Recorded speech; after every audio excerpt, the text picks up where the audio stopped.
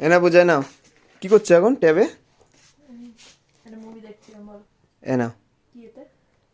দেখো, বড়দিনের গিফট। বাবা, হ্যাঁ এটা সত্যিই আমার জন্য? হ্যাঁ, সত্যি তোমার না জন্য। তো, না, সত্যি তোমার জন্য। মিথ্যা বলছি।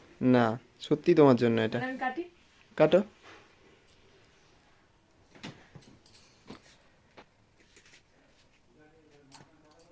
আর একটা কাটতে হবে, ওই পাশে একটা কাটলে হবে না।